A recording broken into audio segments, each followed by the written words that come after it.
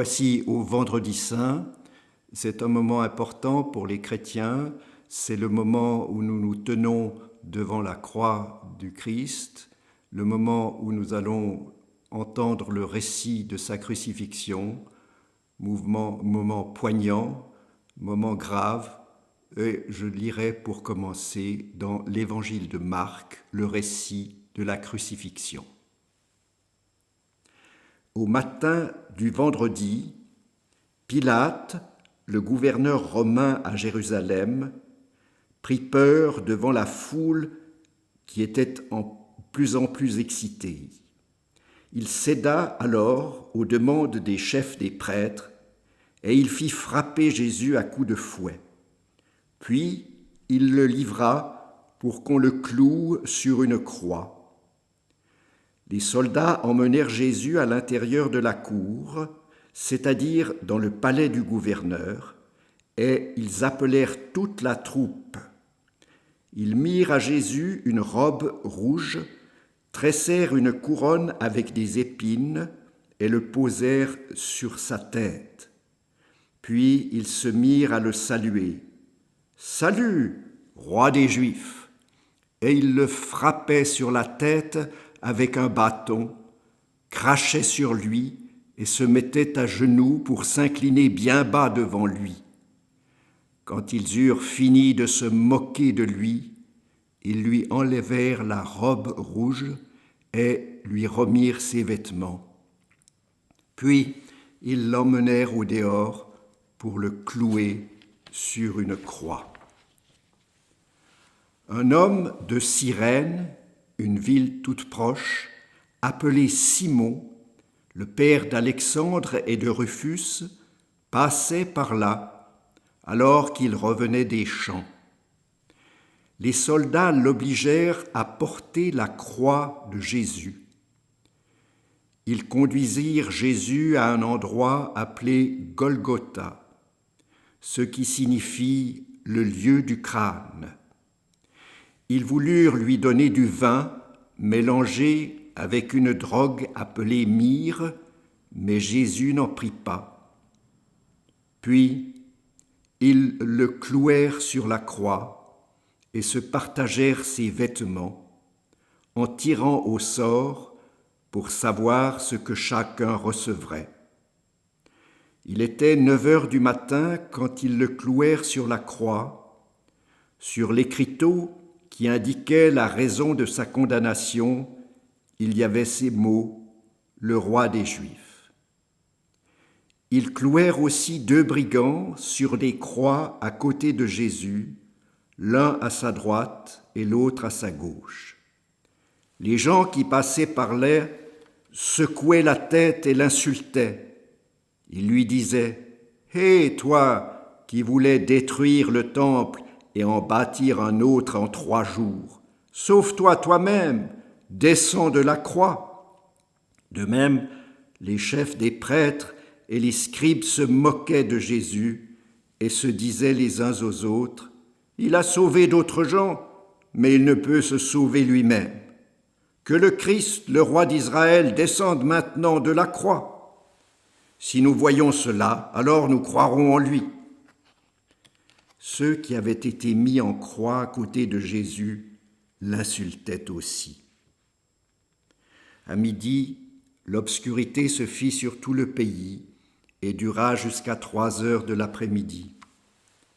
Et à 3h, Jésus cria d'une voix forte, « Eloi, Eloi, lama sabachthani » ce qui signifie « Mon Dieu, pourquoi m'as-tu abandonné ?» Qui étaient là l'entendirent et s'écrièrent, « Écoutez, il appelle Élie, le prophète. » L'un d'eux courut remplir une éponge de vinaigre et la fixa au bout d'un bâton, puis il la tendit à Jésus pour qu'il boive, et il dit, « Attendez, nous allons voir si Élie vient le descendre de la croix. » Mais Jésus poussa un grand cri et mourut. Le rideau suspendu dans le temple se déchira en 2, depuis le haut jusqu'en bas. L'officier romain qui se tenait en face de Jésus vit comment il était mort, après avoir crié, et il dit, « Cet homme était vraiment le Fils de Dieu. »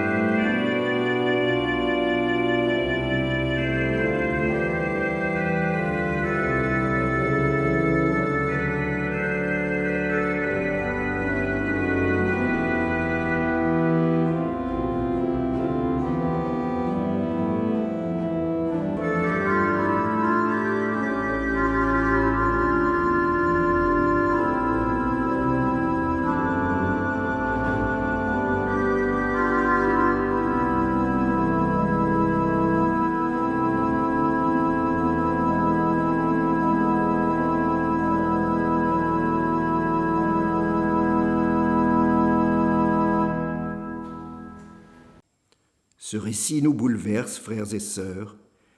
Il nous bouleverse parce que de cette mort de Jésus nous vient la vie qui nous sera révélée au matin de Pâques.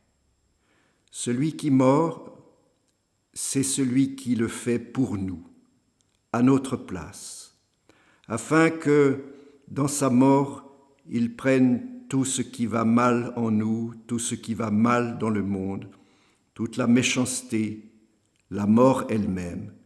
La mort elle-même est vaincue par Jésus sur la croix. Il a été fait malédiction, comme dit Luther, pour qu'il devienne pour nous une bénédiction. C'est lui qui prend tout, c'est lui qui veut nous donner ensuite une vie meilleure, mais il fallait qu'il en passe par là pour en quelque sorte épuiser la mort et la rendre inerte. Nous savons ces choses-là, mais il est bon que, d'année en année, au Vendredi Saint, nous le rappelions, que nous soyons un cœur plein de reconnaissance, que nous contemplions cette croix avec émotion, mais aussi avec confiance, parce que nous savons que là, notre vie reprend une nouvelle dimension. Et je vous invite à la prière. Seigneur, nous te rendons grâce pour ce que tu as fait pour nous. Nous sommes toujours bouleversés en entendant le récit de ta mort, une mort tellement injuste, mais une mort qui nous rend la vie. Merci d'être toujours présent avec nous en ces temps si difficiles pour chacune et chacun d'entre nous. Nous savons que nous ne sommes jamais seuls, parce que par ton esprit, tu nous accompagnes, tu nous soutiens et tu mènes chacune et chacun d'entre nous vers une vie renouvelée. Pour tout ceci, Seigneur, nous te rendons grâce et nous te remercions. Amen.